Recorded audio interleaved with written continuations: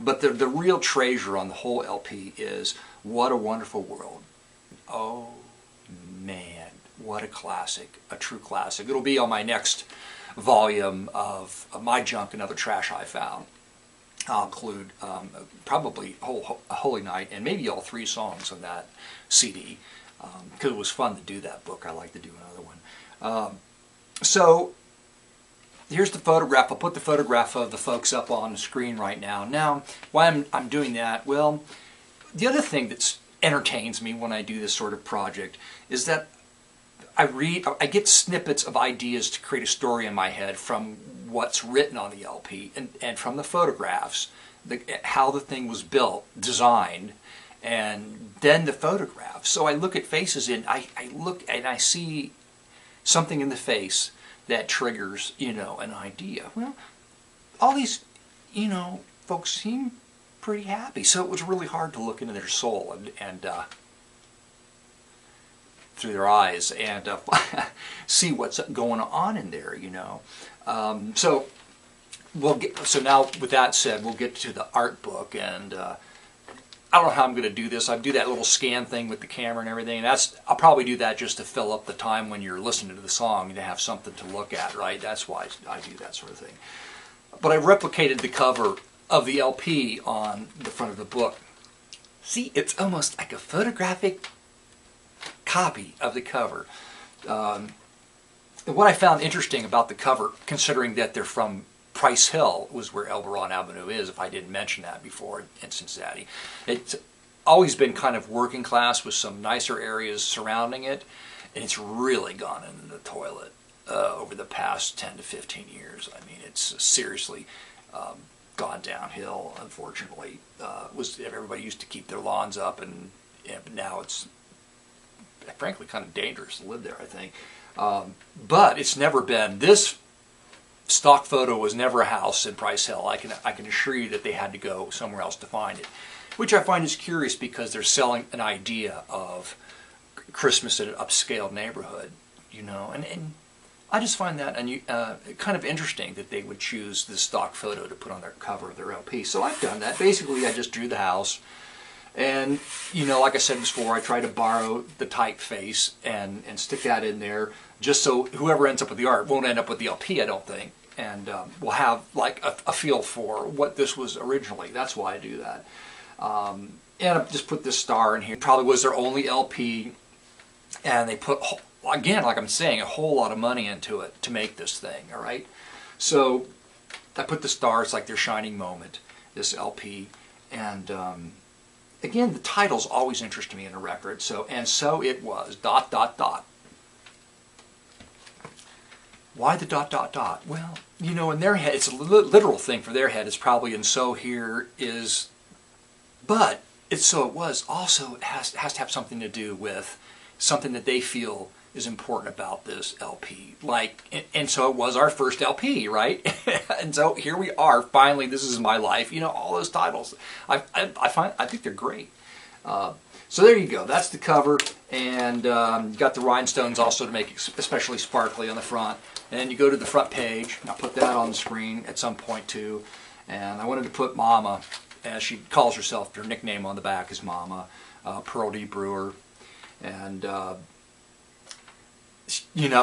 they've combined this sort of religious deal with Christmas, and why not? Because religion is a part of Christmas, I think, isn't it? Somehow it's still connected. I know we're trying to get rid of that part, but I think it's still connected.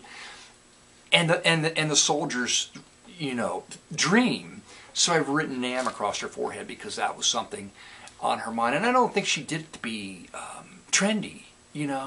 I think it was just something. But it may be because there may be some other songs out there like that, and she thought it would be a good idea to jump on the, support the troop bandwagon. It very well could be. I'm not sure. Anyway, it was on her mind in 1969, and so there you go, Portrait of Mama.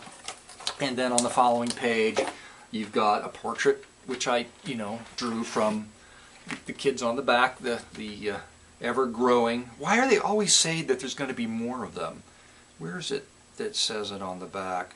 The Brewers are still a growing family. Growing, quote-unquote. I don't know if that means It says, not content just to sing or just to play the piano. Each member is able to play at least one other instrument as well. I assume that means all of them can play the piano, but I have no idea. Dash dash, 6 are introduced on this album. Now, does that mean 6 people? There's 6 people introduced on the album, or does that mean 6 instruments are introduced on the album? Or 6 different instruments, or all 6 of them playing piano? Not content just to sing or just play the piano. So I guess they all just sing or just play the piano. And then they're able to play at least one other instrument as well. See, the writing's just wonderful, don't you think? I find that interesting. And you kind of have to decipher. It's like a code. You kind of have to decipher what's really going on behind the scenes. So I've written that on this page and in the label that they produced the record on, or the record company that produced the record for them. And then I get to start making up stories about a family member. So this is because I had to do a painting based on What a Wonderful Life, because it's the gem of the LP, in my opinion. So this is Dale, and he's in the studio recording, his song, but he has his mind on something else, and so he's not focused on his singing. And what's his mind on? Well, he's getting older now, about 18, and he's got a part-time job at a Rosenberg shoe store in Price Hill.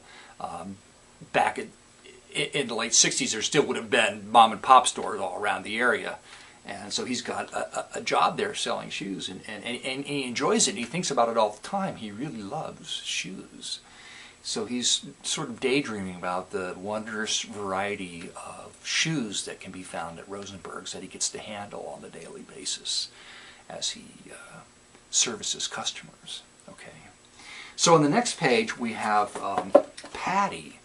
And Patty is the type is she's studied. She's going to be a secretary. So there's like some kind of like a secretarial school, like 2-year college or something she's going to. Just a small kind of thing where she can learn how to type and take dictation and all that kind of stuff, because what other hope did she have in life? It certainly wasn't being a part of a musical group to make a living.